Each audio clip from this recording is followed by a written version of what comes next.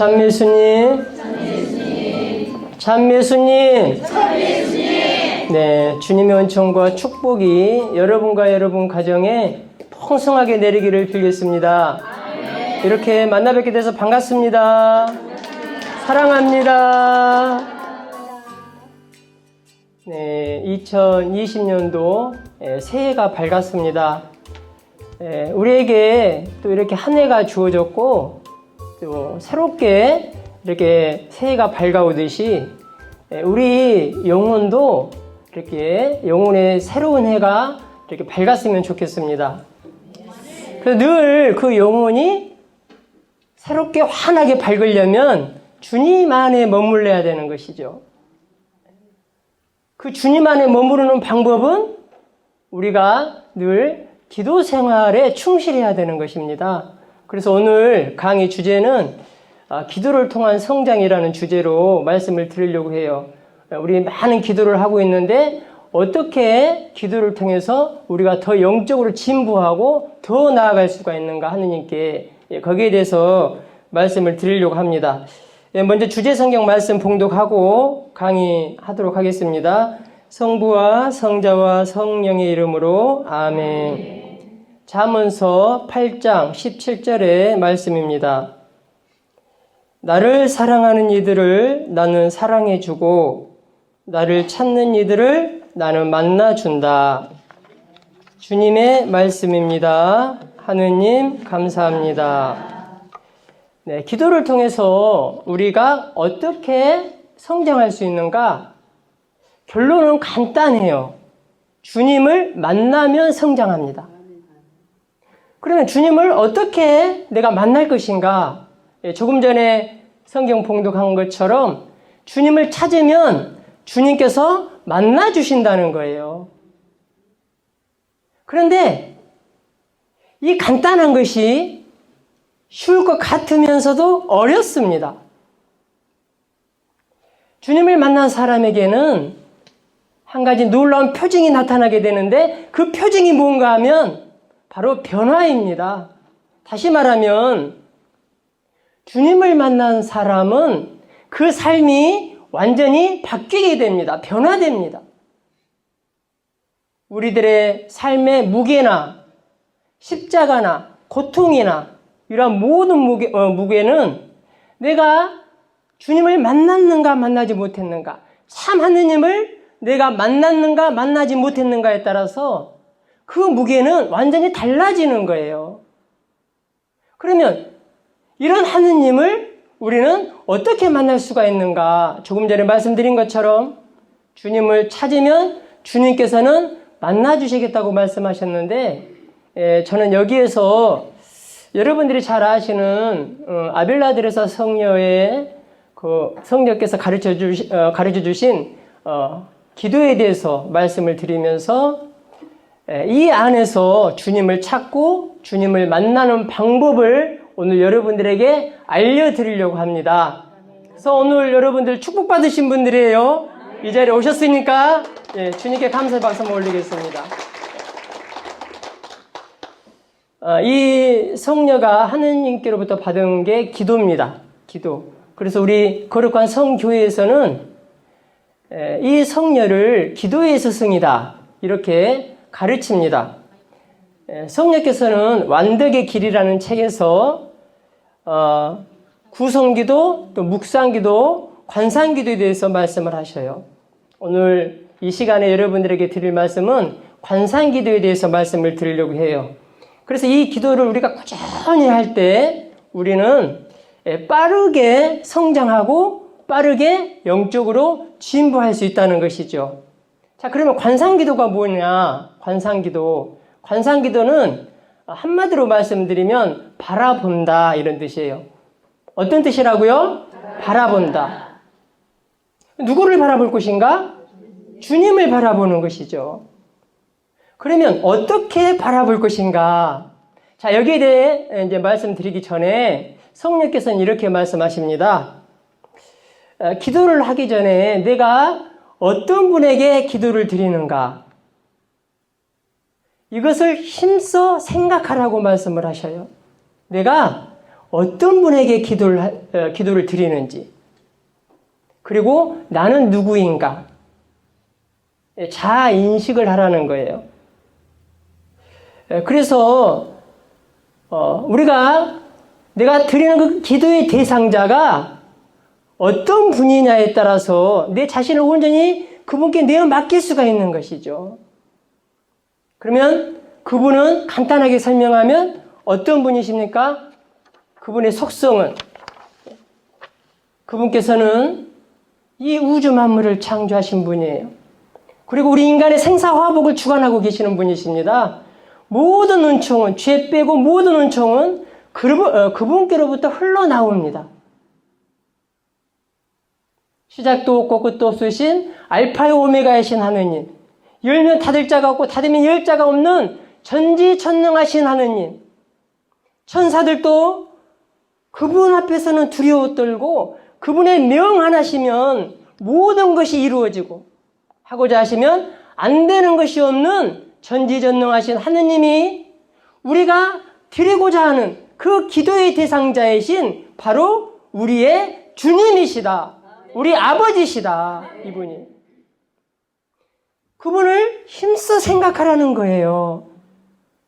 그랬을 때 우리 나약하니까, 나 쉽게 넘어지니까 네 자신을 그 완전하신 그분께, 전능하신 그분께 모두 맡겨드릴 수 있는 것이죠. 그런데 반면에 우리 신분은 어떻습니까? 우리는 얼마나 나약한 존재입니까?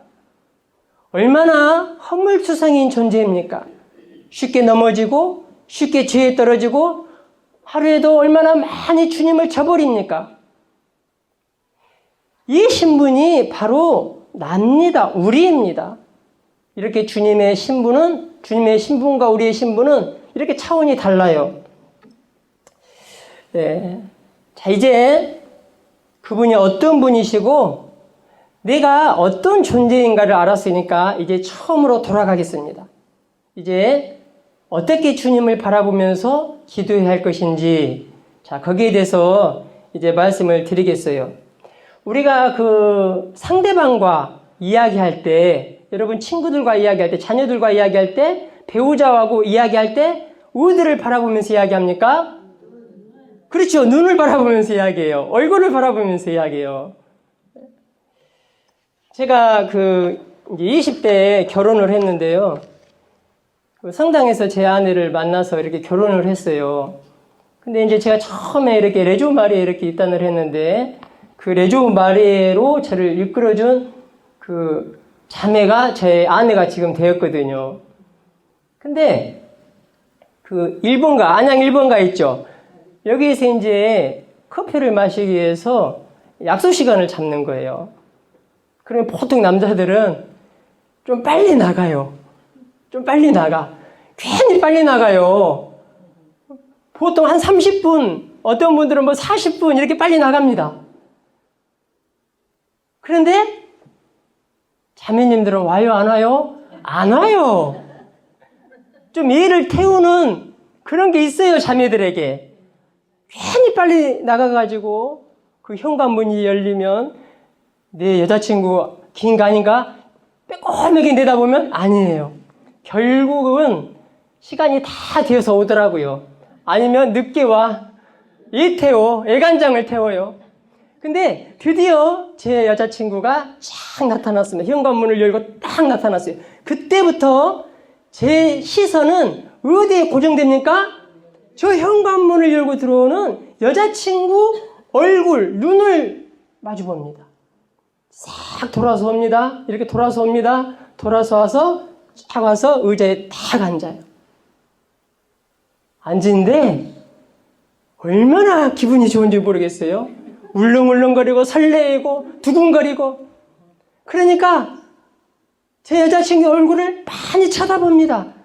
눈을 마주칩니다. 턱을 개고 눈을 반짝반짝 빛냅니다.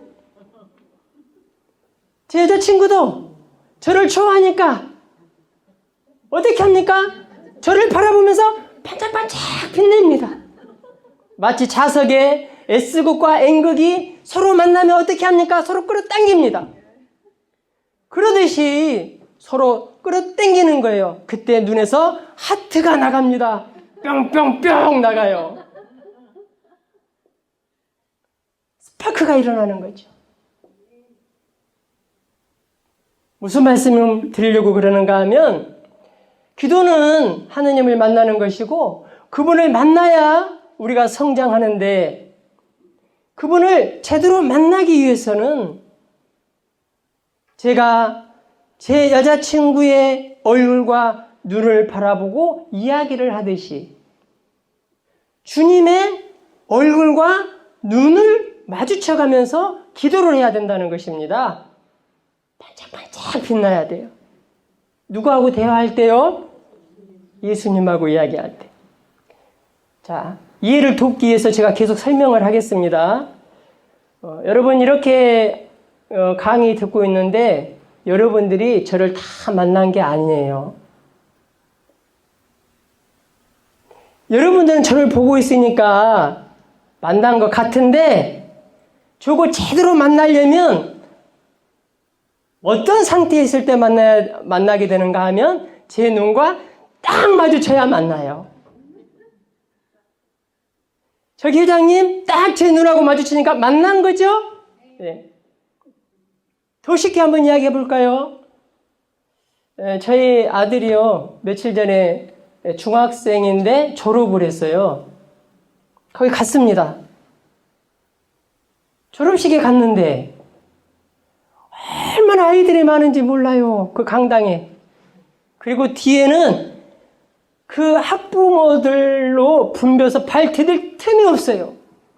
근데 아이들은 뒤를 바라봅니다. 누구를 찾습니까? 엄마, 아빠가 왔는지 바라봅니다. 근데 못 찾아요. 저도 저희 아이를 찾습니다. 안 보여요. 다 똑같아. 그놈들이에요.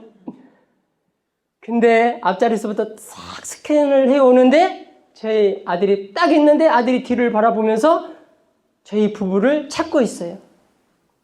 근데 아직 못 본 겁니다. 근데 제가 먼저 저희 아들을 발견을 했어요. 이 엄마한테 저기 있네. 비호 저쪽에 있어. 보니까 발견했어요. 근데 저희 아들은 아직 못 봤어요. 그러니까 손을 흔드는 거예요. 스카풀러 벗어서 흔드는 거예요. 그때 저 앞에 있던 제 아들이 저를 쫙 바라봤습니다. 바로 그때 만난 것입니다, 여러분. 제대로 봐야 제대로 만나요. 한 공간에 있지만 눈을 이렇게 마주쳐가면서 만나지 못하면 막연한 거예요. 막연한 거예요. 자, 여기에 대해서 계속 말씀드리도록 하겠습니다.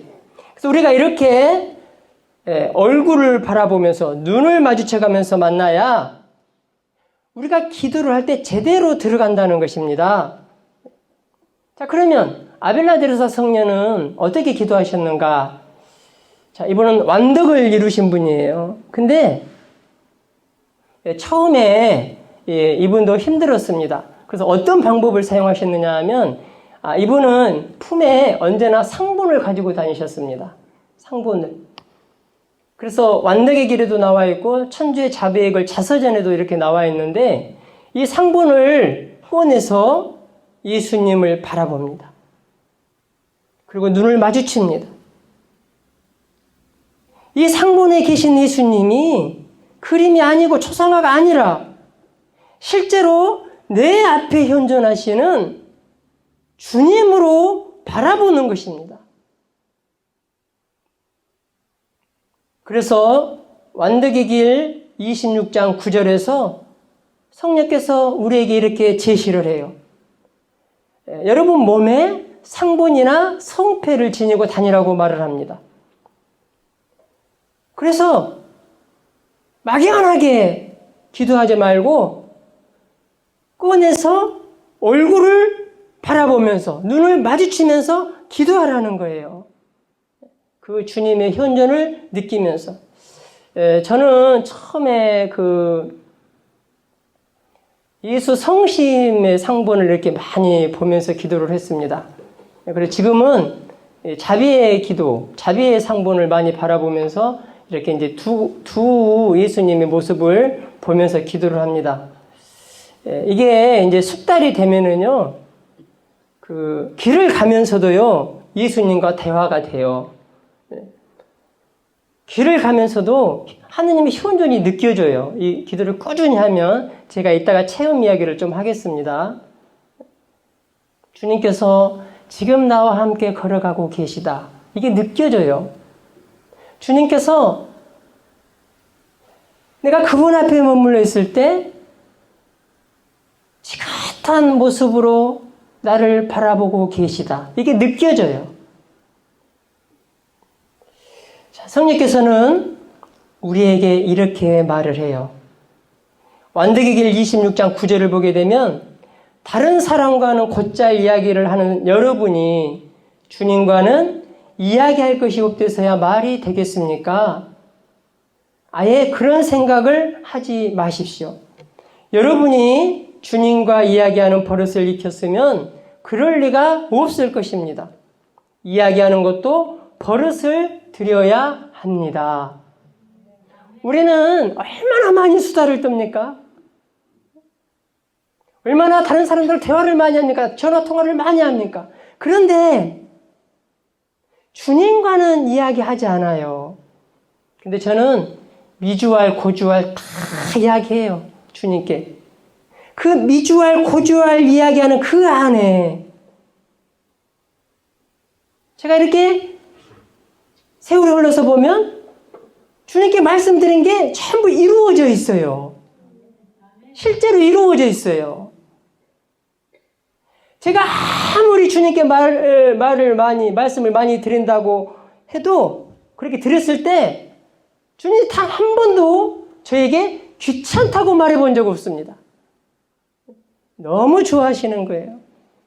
그래서 우리 육신의 아버지께 자녀들이 말을 하는 것처럼 이렇게 주님을 앞에 모시고 그분께 말씀을 드리고 청하고 나의 고생을 이야기하고 나를 돌봐주시기를 말씀드리라는 거예요. 우리는 기도할 때 이렇게 막연하게 허공에다 대고 기도하잖아요. 막 이렇게 통성기도도 하고, 그리고 여러분들 막 청혼회 기도하고 막 그러는데, 좋은 방법 하나 알려드릴게요. 언제나, 이따가 제가 시범을 할 거예요. 연습을 한번 해볼 겁니다. 여러분들에게 오늘 이걸 알려줘야 되니까. 주님을 내 앞에 모시고 통성기도 하는 것입니다. 주님의 얼굴을 바라보면서. 그분의 눈과 눈을 마주쳐가면서. 요즘에 이렇게 길을 가고 있는 사람들을 보면 깜짝깜짝 놀랄 때가 있어요. 왜 그러냐면 이렇게 길을 가는데 뭐라고 혼자 중얼중얼하고 가고 있어요. 그리고 막 웃고 다녀요, 사람들이. 요즘에는 왜 이렇게 이상한 사람들이 많지? 근데 가만히 보니까 이 귀에 무선 이어폰을 끼고 스마트폰은 아예 주머니 속에 있나 봐요. 그러니까 스마트폰도 없으니까 중얼중얼하고 막 가는데 제가 이상하게 본 거예요. 요즘엔 좀 이상한 사람이 많구나 이렇게. 나중에 알았어요. 전화통화하고 가고 있구나. 그러니까 여러분들이 길을 가면서 주님과 대화해도 중얼중얼 이야기하면서 대화하면서 가도 아무도 이상하게 볼 사람이 없을 거라는 것입니다. 왜? 바로 여러분들이 전화통화하고 가는 걸로 알 거라는 것이죠. 그러니까 여기다가 가짜 이어폰 하나만 끼고 다니면 돼요. 뭐 진짜를 껴도 상관이 없고. 성령께서는 완득의 길 26장 3절에서 이렇게 말씀을 하셔요. 하느님만 골똘히 생각하라는 것이 아닙니다. 잘 들으세요.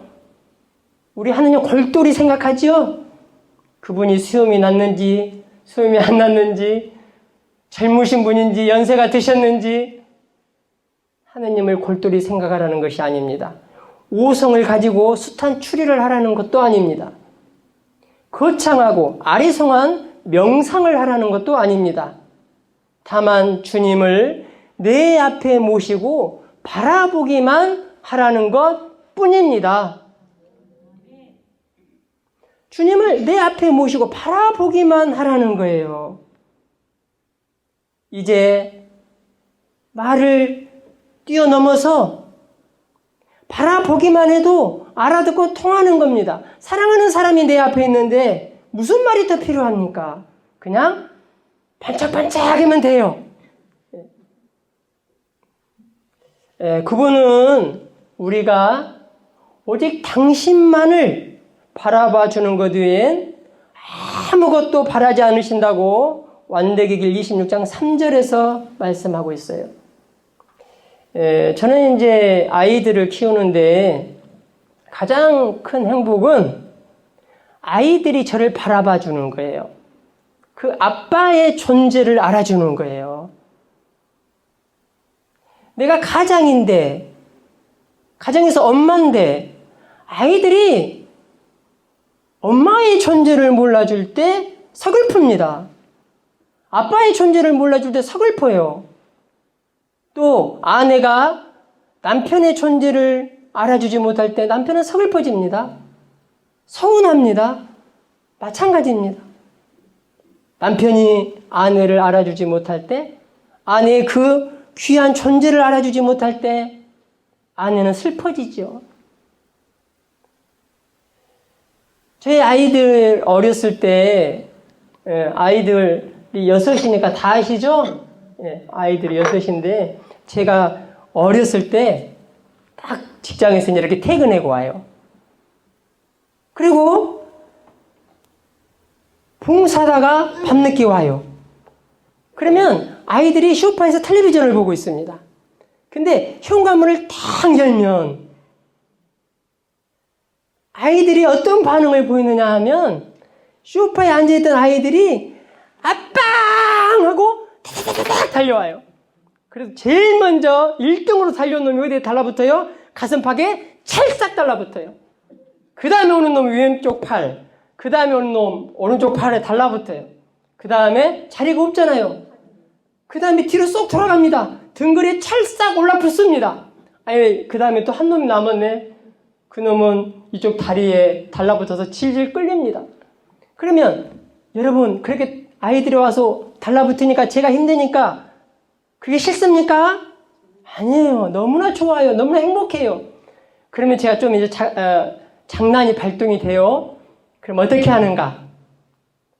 제가 소파로 끌고 갑니다. 소파로 끌고 가는 이유가 있어요. 왜 그러냐면 다치니까 애들이. 그래서 제가 다리가 안 떨어져요, 이게. 어떻게 하느냐면 이걸 끌고 가요. 이렇게 끌고 가요.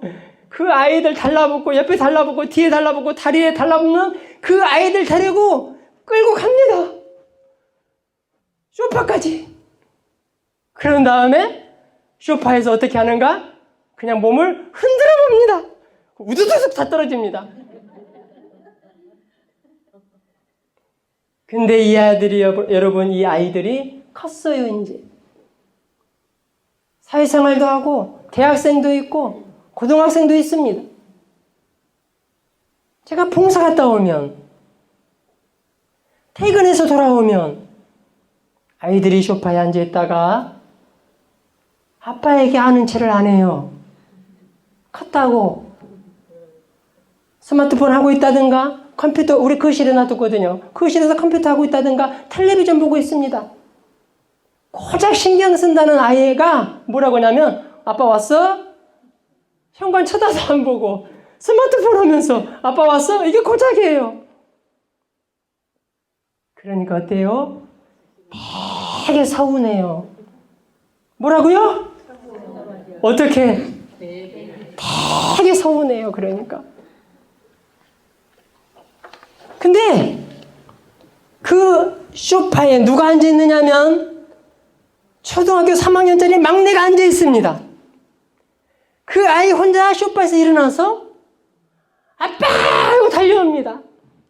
그리고 나서 제 몸에 찰싹 달라붙습니다. 그리고 눈을 바라보고 그 얼굴을 비비고 제 볼에다가 뽀뽀를 하고 난리가 나요. 아빠 보고 싶었죠? 하면서. 그러면 제가 얼마나 기분이 좋은지 모르겠어요. 제가 제 옷을 갈아입기도 전에 기분이 너무나 좋으니까 업이 되었으니까 아이 손을 잡고 가자! 그럽니다. 어디로 가요? 저희 집 밑에 슈퍼거든요. 슈퍼로 데리고 가는 겁니다. 슈퍼로 데리고 가요. 슈퍼로 데리고 가서 너 먹고 싶은 거 다 담아라. 그러면 바구니를 하나 가지고 옵니다, 아이가. 바구니에다가 과자, 아이스크림, 음료수 막 주워 담습니다. 얼마나 많이 주워 담냐면 계산할 때 보면 그 큰 비닐의 봉주에 2봉주가 가득 됩니다. 이 2봉지를 가지고 이제 집으로 올라오는데 룰루랄라 신이 났어요. 그 모습을 본 저는 너무나 기뻐요. 아이가 행복해하니까 아빠는 덩달아 기쁩니다. 우리 주님은 당신을 바라보면서 기도하는 그 자녀에게 모든 것을 주고 싶어 하셔요. 기분이 좋으면 막 줍니다. 다 주워 담으라고 그래요. 그래서 제가 저희 아이에게 가자! 슈퍼로 한 것처럼 여러분들이 주님을 여러분 앞에 모시고 바라보면서 찰싹 달라붙어서 얼굴을 바라보면서 눈을 마주쳐가면서 사랑한다고 고백할 때 주님이 너무나 기분이 좋아서 가자! 하늘나라 슈퍼로. 여러분들 하늘나라 슈퍼로 데리고 가는 거예요. 다 주워 담아라. 내가 선물 줄게. 은총 줄게. 축복 줄게. 네. 그러실 겁니다.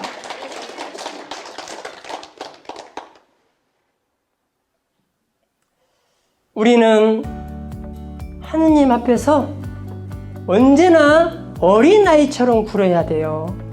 그런데 어느 순간에 신앙생활 오래 했다고 우리가 컸다고 주님 바라보지 않습니다. 우리 컸다고 세례성사 때 첫 영성체 때 가졌던 그 설레의 마음 없어졌습니다. 혹시라도 오늘 이 자리에 그런 분들이 있다면 오늘 이 말씀을 통해서 회복되고 치유받는 그런 시간이 되기를 바라겠습니다. 성령께서는 이 기도가 얼마나 중요한지 지금 무슨 기도를 말씀드리는 거 아시죠? 바라보는 기도를 말하는 관상기도라고 그랬어요. 이 기도가 얼마나 중요한지 잘 안 될 때 내 의지를 강요해서라도 주님을 내 앞에 모시라고 말씀을 하셔요. 의지가 여왕이라는 것입니다. 한 달이고 2달이고 해봅시다. 안 되면 1년이 걸리더라도 해봅시다. 우리가 눈을 떼어서 세상에 눈을 돌려서 온갖 추잡한 것들을 다 바라보면서 한순간 내 눈을 떼어서 주님을 바라보는 것쯤이야 왜 못하겠느냐 이거예요. 이건 제 이야기가 아니라 성령께서 하신 이야기입니다. 자, 그러면 오늘 여러분들 주님을 만나야 되니까 연습을 한번 해보겠습니다. 연습을. 여러분들이 눈을 감으면 어떤 예수님이 떠오르는지 그 예수님을 형상화를 시켜야 돼요. 아셨죠? 예, 예수님을. 그래서 여러분들이 어떤 분은 여러분들이 자주 본 그 상본의 예수님일 수도 있고, 십자가일 수도 있고, 또 어떤 상일 수도 있어요. 그 예수님이 안 떠오르신 분은 그 영화 속에 예수님을 떠올려도 괜찮습니다. 그분을 배우라고 생각하지 말고 예수님이라고 생각하면 돼요. 자, 그러면 한번 눈을 감아보겠습니다. 잘 안 되는 분들은 눈 떠도 돼요. 근데 이게 숙달이 되면 눈을 감는 게 좋습니다. 분심이 생기니까. 예수님을 형상화를 시키기 바랍니다. 여러분들이. 그 형상화된 예수님을 여러분 앞에 모십시오. 지금 여러분 앞에 예수님이 있습니다. 그리고 얼굴을 바라봅니다. 눈을 마주칩니다. 그 예수님의 눈이 잘 안 보이는 분이 있을 수 있습니다. 못 마주치는 분이 있을 수 있어요. 자, 그런 분들은 어떻게 하느냐 하면 여러분들이 예수님의 얼굴을 바라보면서 그냥 고개를 끄덕끄덕 해보세요. 그러면 예수님도 여러분들을 바라보면서 지금 끄덕끄덕 해주고 있습니다.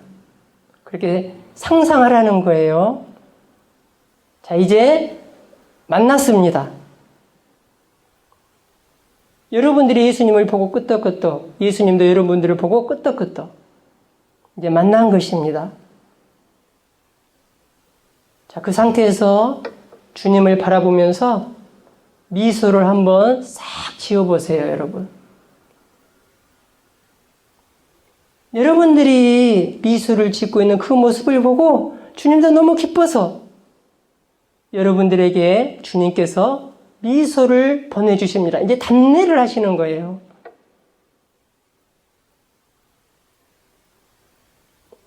자, 그 상태에서 기도문을 외워도 좋습니다.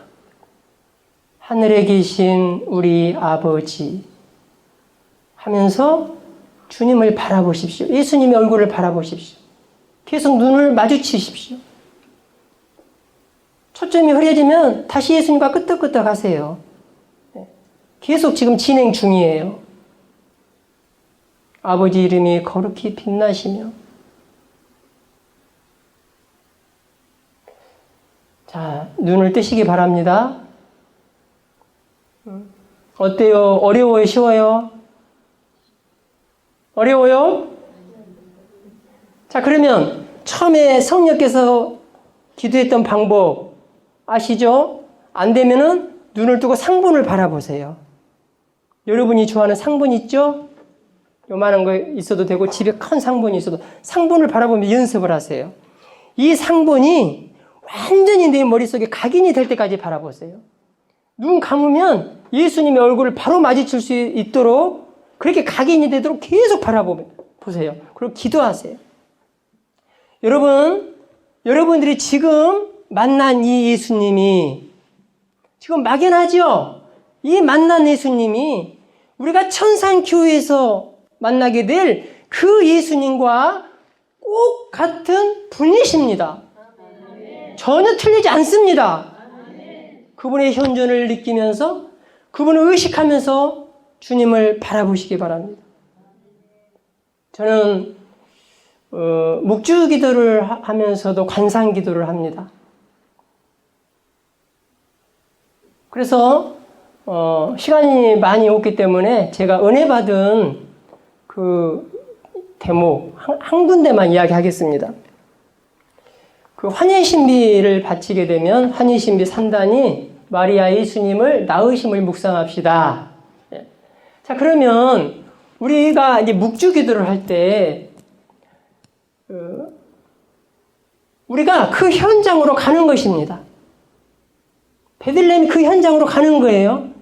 고통의 신비 받을 때는 예수님의 겟세마니 동산으로 우리가 가는 거예요. 거기 가서 이제 관상 기도를 하는데 관상이 뭐라고 그랬죠? 바라본다. 이걸 놓치면 안 돼요. 바라보는 것이 관상 기도예요. 제가 환희신비 산단 다 바치면서 거기 베들레헴으로 들어갔어요. 들어갔는데 목동들이 경배하고 있습니다. 목동의 경배가 끝나니까 이제 동방박사가 들어왔습니다. 동방박사가 경배를 하고 황금과 유향과 몰약을 임금님께 드립니다. 성모님이 받아놓지요. 이제 제 차례가 되었습니다. 저도 무릎을 꿇고 아기 예수님께 경배를 드렸습니다. 그리고 나서 제가 예수님을 한번 바라보고, 자, 바라보는 거예요. 예수님, 아기 예수님을. 성모님을 바라보고, 예수님을 바라보고, 성모님을 지긋하게 이렇게 바라봤습니다. 성모님께서 제 마음을 알았습니다. 아, 아기 예수 한번 안아보고 싶다고 그러시는 거예요. 아기 예수를 들어서 저에게 안겨주셨습니다. 제가 그 예수님을 팔에 안기는데 제 몸에 전율이 오는 거예요. 이분이 어떤 분이십니까? 이 우주 만물을 창조하실 때 빛이 생겨라 했을 때 그 창조주신 하느님이 가장 나약한 죄투성이로 있는 이 피조물 손에 안겨 있는 거예요.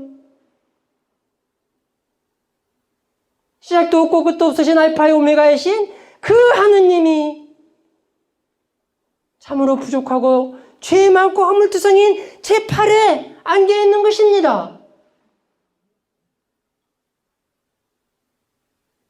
너무너무 기뻐서 눈물이 쭉 흘러내리기 시작했습니다.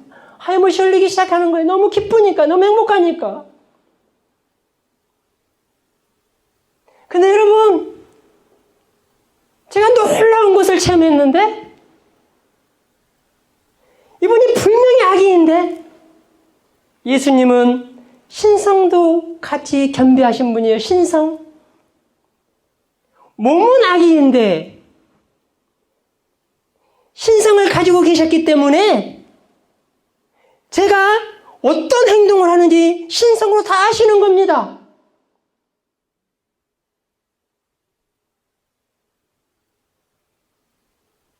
그리고 저에게 사랑한다고, 고맙다고, 너무 기쁘다고 말씀을 하시는 거예요. 그리고 그 당신의 사랑을 그 하느님이 가지고 계시는 그 사랑의 원천이신 그 사랑을 저에게 전달해 주는데 그 사랑이 저에게 전달이 돼서 제가 폭발할 것 같아요. 그대로 전달되는 거예요. 우리가 낳은 그 아기들, 손자, 손녀들과 다른 점이 무엇인가? 이분은 신성을 가지고 있어서 제가 당신을 사랑한다는 것을 다 느끼고 당신이 내 팔에, 제 팔에 안겨 있다는 걸 다 아시고 너무 감사해서 고마워서 저에게 당신의 사랑을 전달해 주는 거예요. 제가 안고 있는데 발을 꼼지락꼼지락 하더라고요. 툭툭 차더라고요.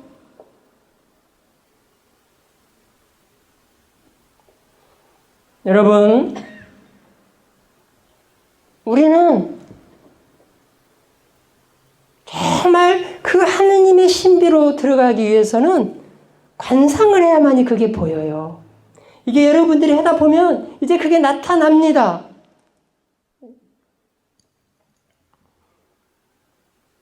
바라보라는 것 잊지 마시기 바랍니다. 묵주기도 고통의 신비를 바칠 때도 마찬가지입니다. 겟세마니 동산에서 피땀 흘리고 계실 때 그 현장으로 우리가 가는 것입니다. 그 주위에 다 잊어버려도 상관이 없어요. 예수님만 바라보세요. 그분이 가시관을 쓰셨는데 3단에서 그 군사들이 얼마나 모욕을 합니까? 그냥 엎어져서 그냥 임금께 인사한다고 인사를 하는데 그 모욕이 얼마나 심합니까? 그래도 예수님은 지긋하게 사랑스러운 모습으로 바라보십니다. 온유한 눈빛으로 바라보셔요. 겸손하게 인격적으로 대해줘요. 그런 사람들까지도.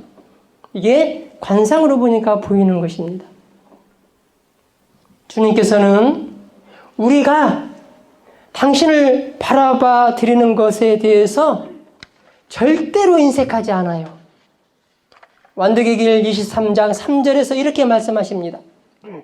주님께서는 우리가 아무리 갚을 것이 많다고 하더라도 가볍게 삭혀주시는 당신이십니다. 우리가 아무리 갚을 것이 많다고 하더라도 갚을 것이 뭡니까? 우리가 죄밖에 더 있겠습니까? 내가 아무리 큰 죄를 짓고도 고위실에 들어가서 고위성사를 하고 신부님께서 사제경을 외우셨을 때 바로 그 순간에 무죄 선고를 하신 분이 바로 주님이십니다. 이렇게 가볍게 삭혀 주십니다. 우리 죄를 다시 말하면 탕감해 주신다 이런 뜻이에요. 그 대신에 우리에게 갚으실 때는, 사랑으로 갚으실 때는 이런 말이에요. 어찌나 세밀하신지 당신을 생각하면서 눈 한 번 치켰던 것마저 반드시 갚아주십니다. 당신을 생각하면서 눈 한 번 치켰던 것마저 반드시 갚아주신다는 거예요. 여러분들이 아까 연습을 했는데 그 연습 때 반드시 만난 거예요. 주님을 만난 거예요. 이제 기대하세요. 반드시 갚아줄 거니까 주님께서. 저는 이 기도를 한 10년 이상 하고 있습니다. 제가. 그래서 제가 조금 전에 말씀드렸지만 집에 혼자서 기도할 때나 또 일하면서 길을 갈 때도 주님을 바라보면서 대화해요. 제가 오늘 강의 오기 전에 생각을 해봤어요. 오늘 내 기억에서 주님을 잊지 않고 기억하면서 생활한 그 시간이 얼마나 될까? 우리는 수시로 잊어버리는데. 근데 잊어버려도 이게 숙달이 되니까 바로바로 들어와요. 거의 주님과 함께하고 있는 그런 시간을 제가 가졌었어요. 제가 한 달 전에 중국에 이렇게 강의를 간 적이 있었습니다. 근데, 강의를 갔는데, 개인적으로 간 거는 처음이에요. 뭐 중국 여행 갈 때 단체로 간다든가, 가이드를 통해서 간다든가, 뭐 이렇게 가본 적이 있었어도, 개인적으로 가보기는. 그러니까, 개인적으로 가니까 어렵더라고요. 비자도 보내야 되고, 또 공항에 가니까 뭐 몸수색 다 하잖아요. 어렵게 비행기를 타고 갑니다. 근데 여러분, 주님을 만날 때는 얼마나 쉬운지 몰라요. 비자를 끊을 필요도 없고, 몸 수색 당할 필요도 없고, 비행기를 타고 날아갈 필요도 없습니다. 바로 여러분들이 주님 앞에 모시면 주님은 여러분 앞에 계십니다. 자, 그런 체험을 한번 말씀드려보겠습니다. 시간 될 때까지. 제가 10년 정도 이 기도를 했는데, 여러분들이 뭐 아시는 분도 있겠지만, 제가 석수동 성당에 다니다가 10년 있다가 안양 중앙성당으로 이제 7년 전에 이사 왔습니다. 이제 석수동 그 성당 이제 다닐 때 제가 이제 석수동에 집을 지어서 갔었는데 복층을 지었어요. 그래서 4층, 5층 이렇게 터졌어요. 저쪽 가에 계단이 있어서 이렇게 돌아가는 것이죠. 안에서. 그 집을 아름답게 제가 꾸몄습니다.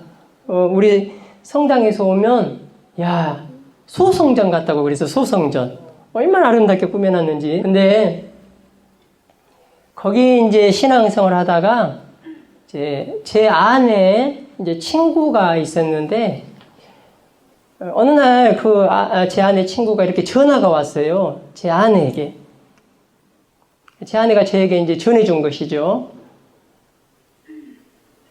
엄마가 대장암 말기인데, 오래돼서 잊어버렸습니다. 대장암인지 췌장암인지, 아무튼, 대장암이라고 칩시다, 그냥. 대장암 말기인데, 신부님도 받아들이지 않고, 수녀님도 받아들이지 않고, 구역장, 반장 다 받아들이지 않는다고. 그리고 성상도 치우고, 묵주도 다 치우고, 그리고 매일같이 이제 그 사람들을 저주하면서, 비관하면서 이렇게 살아간다고. 그러니까 딸이 봤을 때 엄마가 얼마 남지 않았거든요. 이 사형 선고가 내려졌거든요, 병원에서. 큰일 나는 거예요. 그래서 제 아내에게 전화를 했어요. SOS를 청했습니다. 제가 이렇게 성령 기도에서 봉사하고 있으니까 남편이 와서 기도 좀 해줬으면 좋겠다. 자, 그 말을 듣고 이제 일주일 정도 시간을 제가 잡았습니다. 제가 충분히 기도를 하고 가야 될 것 같더라고요. 신부님도 안 받아들이고 다 안 받아들이는데 저도 그냥 문전박대 당하면 어떡해요. 주님의 은총을 청하는 거예요. 그리고 제가 생각한 것이 뭐냐면 이분이 병자 성사도 받지 않고 성체도 영하지 않으니까 내가 갔었을 때 혹시 받아들이면 내가 말씀을 좀 전하고 와야 되겠다. 짧게라도. 그래서 생명의 빵에 대해서 내가 좀 전해야 되겠다. 요한복음. 그래서 생명의 빵에 대해서 준비를 했어요. 성체를 영하지 않으니까. 자, 일주일이 됐습니다. 일주일이 됐는데 이제 내일 가는 날이에요. 그날 저녁에 제가 예수님께 이제 보고를 했습니다. 저희 집에 보면은 복층이니까 천장이 넓잖아요. 한가운데 십자가가 있고 이쪽에 예수 성신 상본이 있고 이쪽에 성모님 상본이 있습니다. 큰 상본이 있습니다. 예수님 상본을 바라보면서 주님의 눈을 마주치면서 그렇게 말씀을 드렸어요. 주님, 제가 내일 가서 이렇게 말씀을 전하고 또 그분을 이렇게 그분의 마음을 돌려드리려고 하는데 좀 도와주십시오. 이렇게 말씀을 드리는데 바로 그 순간에 예수님의 눈과 제 눈이 딱 마주쳤어요. 그런데 그 상본에 계신 예수님이 저에게 눈으로 말씀하시는 거예요. 다시 준비하라고. 여러분 실제로 있었던 이야기입니다. 너무 놀랐어요. 저도. 용서로 다시 준비하라고 그랬습니다. 지금 제가 이거 일주일간 준비했습니다. 아니다. 용서로 다시 준비해가지고. 그러면 제가 어떤 말씀을 전해야 될지 저에게 알려주십시오 하고 제가 성경을 폈습니다. 성경을 폈는데 1만 탈란트의 탕감을 받은 그 대목이 성경에 나왔습니다. 놀라운 일은 거기서 끝나지 않았습니다. 제가 1만 탈란트의 탕감을 받은 그 성경 대목을 읽어가는데 지금까지 제가 누구에게도 들어보지 못한 그 강론이 아니라 그 성경 말씀이 일순간에 쫙 해석이 되어버리는 거예요. 다 들어오는 거예요, 이게. 제가 그걸 새벽 2시까지 준비해가지고 다음날 그 집에 갔습니다. 여러분들에게 어떻게 설명할 수가 없어요. 주님께서 상본에서 눈으로 말씀하시는데 뭐 귀로 들리는 건 아니고 제 영혼이 알아듣는 거예요. 예수님의 그 뜻을 알아듣는 거예요. 이렇게밖에 설명할 수가 없어요, 제가. 그래서 갔어요. 그 집에 갔어요. 갔는데 시간 약속을 했으니까 문을 그 따님이 조금 열어놨어요. 그래 오니까 들어오라고. 엄마가 벌써 알고 밖에 누구냐?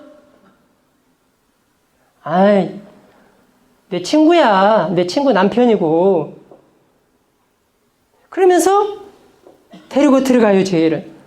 보니까 저 거실 구석에 조그만 게 있었는데 성모님과 예수님이 모셔져 있어요. 아무 말도 하지 않고 저와 제 아내가 가서 무릎을 꿇고 묵주기도를 하기 시작했습니다. 묵주기도 한 5단쯤 되는데 그 엄마가 딸에게 그러는 거예요. 야, 손님 왔다. 차라도 한 잔 타라. 받아들이기 시작했습니다. 이제 본격적으로 대화가 이루어집니다. 그 자매하고. 대화가 이루어지고 있는데 손자들이 막 들어오는 거예요. 시끄러워요. 그래서 방으로 들어가자고 그랬습니다. 방으로 들어갔어요. 들어가서 이제 대화를 하는데 그 자매님이 힘들다고 좀 눕겠다고 그러더라고요. 누우시라고. 제가 그런 말을 했어요. 제가 이렇게 왔는데 자매님에게 말씀을 조금 전하고 가고 싶은데 괜찮겠느냐고 그랬더니 한번 전해보래요. 그래서 1만 탈란트의 탕감을 받은 그 무자비한 종이 비유라고 나와 있죠.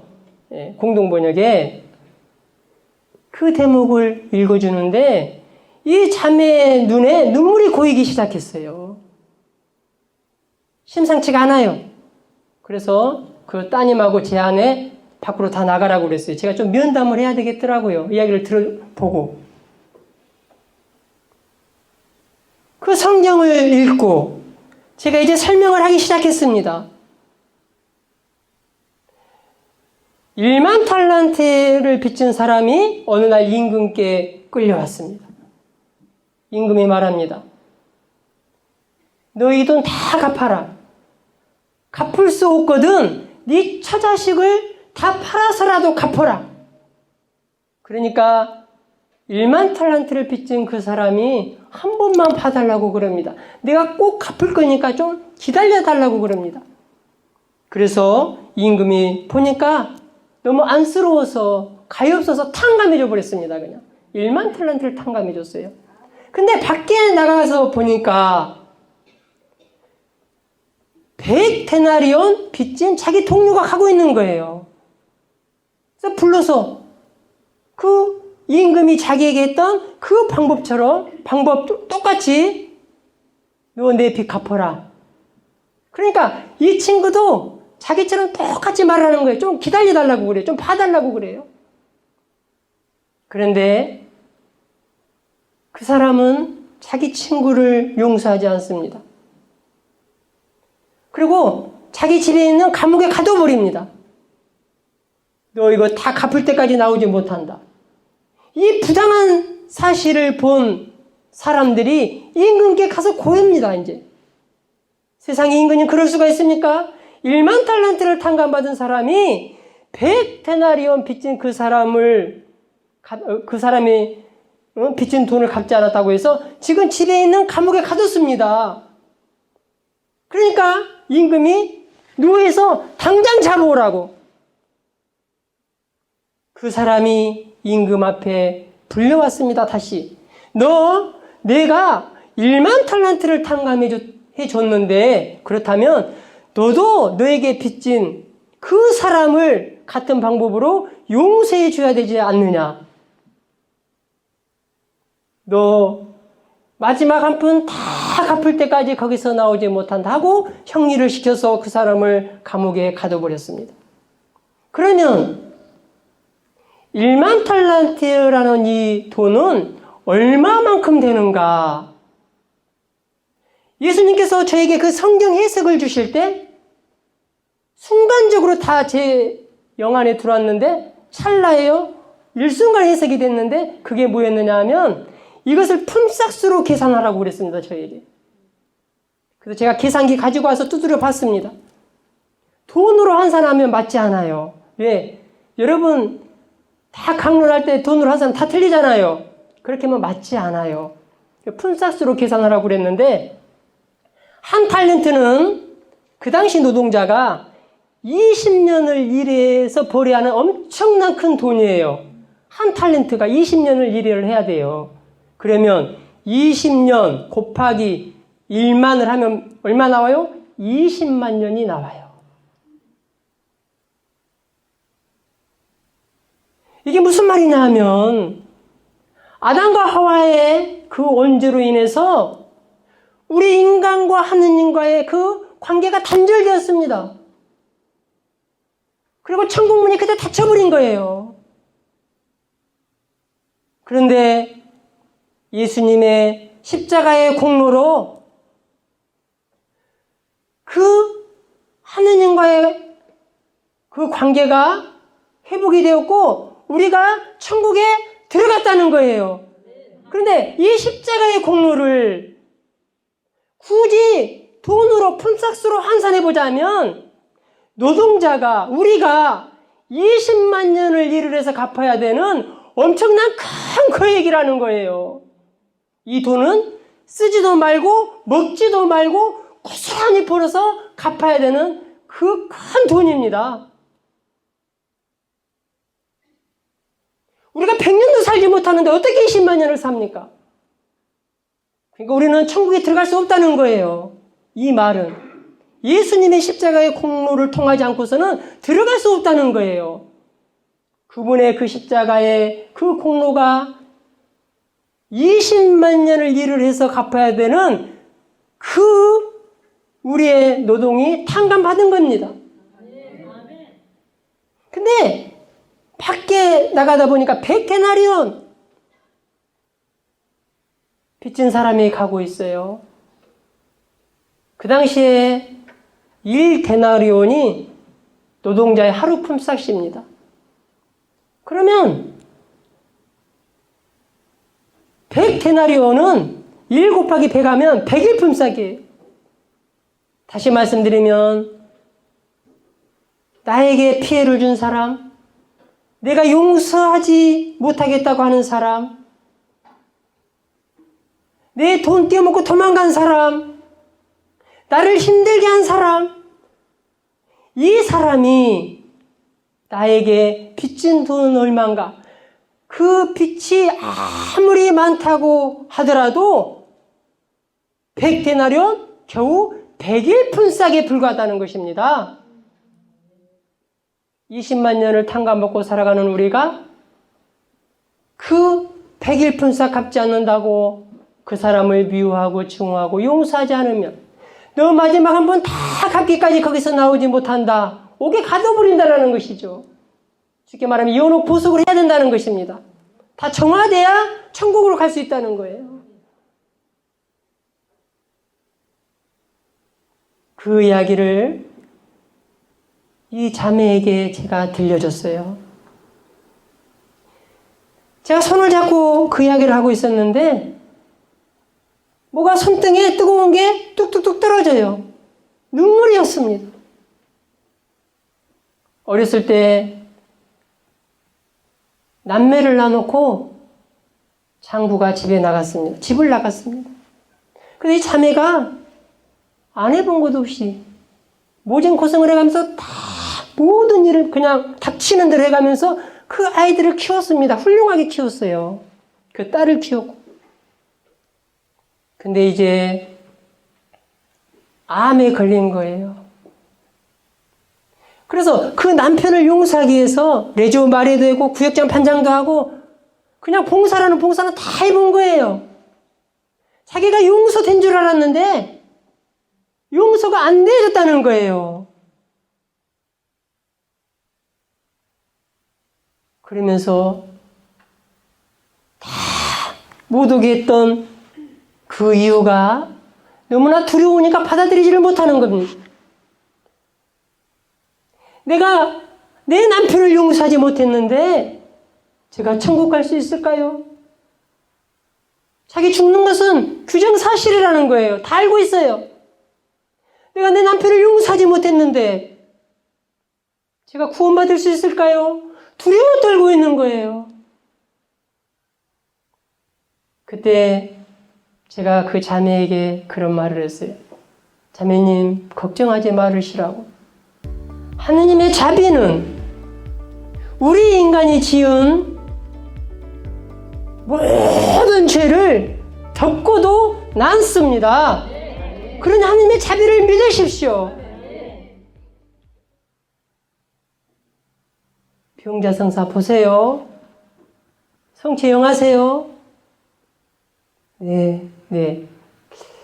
그분이 해미에 살다가 이렇게 이제 딸이 아프니까 이렇게 모시고 살았었는데 해미 가서 이렇게 이제 성사 보고 오겠다고 했어요. 그 다음 주도 좀 와달라고. 얼마나 얼굴이 밝아졌는지 모릅니다. 너무 밝아졌어요. 제가 이렇게 나오는데 이제 하느님께서 곧 데려가겠다 이런 느낌이 들어지더라고요. 근데 그 이후로 10일 정도 지나서 연락이 왔어요. 돌아가셨다고. 주님께서는 당신의 그 사랑하는 딸, 당신의 사랑하는 그 아들이 그 어둠이 쌓여서 받아들이지 않을 때, 하느님을 받아들이지 않을 때, 천국의 그 문에서 멀어지려고 할 때, 누구를 보내더라도 가장 적임자를 파견하십니다. 이렇게 주님을 내 앞에 모시고 바라보는 기도를 할 때 그분과 저와의 교감이 이루어지는 거예요. 저는 말씀의 은사를 받았습니다.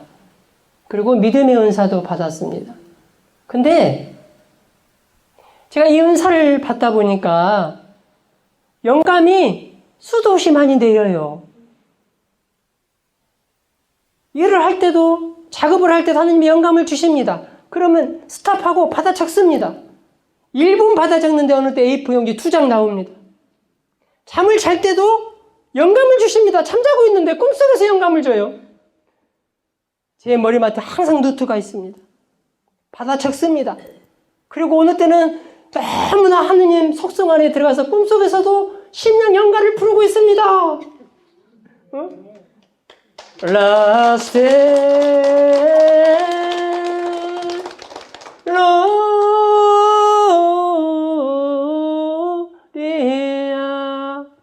제 아내가요, 기도해 좀 그만 좀 하래요. 잠잘 때만이라도 잠 좀 자래요. 넘쳐나는 거예요. 넘쳐나는 거예요. 제가 하는 이 강의도 하느님께서 갈수록 채워주십니다. 넘쳐나게 채워주십니다. 은사도 더해주시고.